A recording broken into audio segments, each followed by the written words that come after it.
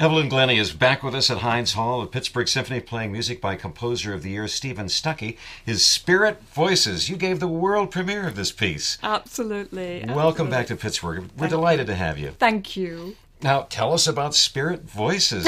You've got a banshee, a coyote, all kinds of wild creatures in this piece. I know, and really, this is not quite what you would expect from a percussion concerto, because of course Stephen is such a great colorist, and in a way every member of the orchestra is used to the absolute maximum, so we're all in a way painting a picture, and the percussion is very much part of the orchestral color. So we're not seeing fireworks as you would expect from a percussion concerto, but real beautiful subtleties there, and real quirkiness as well. So we have the beautiful sustained sounds that are often created from non-percussive means, so using a bow and bowing a tam-tam, bowing a cymbal, bowing a crotale, bowing the vibraphone, and then he has these sort of really twisted like sounds coming from brake drums and agogo bells and cowbells that are sort of so distorted with each other. So he's really twisting sounds there. There's a Scottish spirit along the way, is there not? Oh, there is indeed, But, I just love this idea where every movement is almost painting a different picture. And that's what Stephen's so great at. You can experience his music and performances many times and you're always going to just notice something. Wow, oh gosh, that's interesting. So you're not going to walk away from it saying, wow, that was an incredible piece of music. It's much more subtle than that.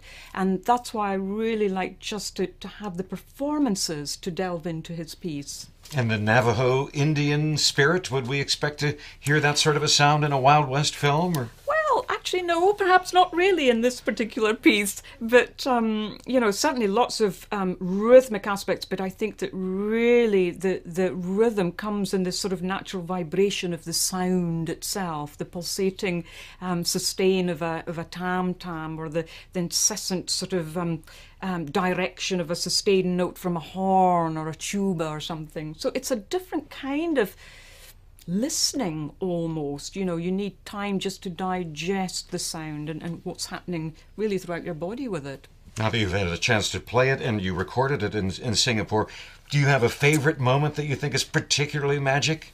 Well, heavens, lots of favorite moments really, and I think that they can change all the time in a strange way, because once an audience is there in a performance, they're very much part of that performance, and they do things to performers that never seem to happen in the privacy of your own four walls.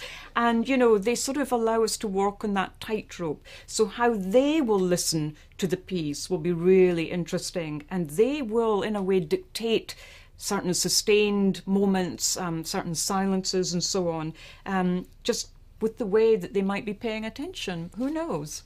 How long did this piece take to come together, and how did you work with Steven Stucky? You gave him advice along the way? Oh, Stephen knows really how to deal with percussion. No real advice at all. He's just such a master of orchestral colours, and he really does his homework. So there's no advice from me.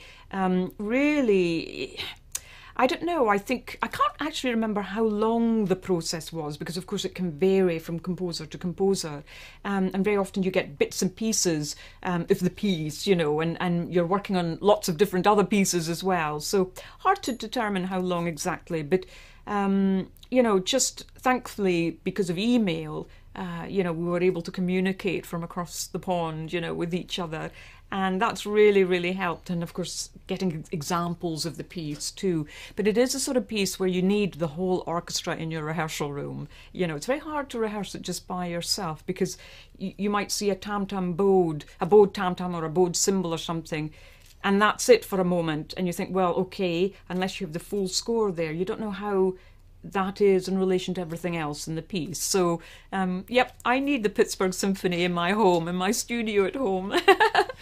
This is your fourth visit. I wanted to ask you if you feel at home now with the orchestra. Well, you know, what goes on behind the scenes and on stage is integral, and the hard work that people put in behind the scenes is extremely important, and especially with the kind of logistics that I'm dealing with, the nature of percussion.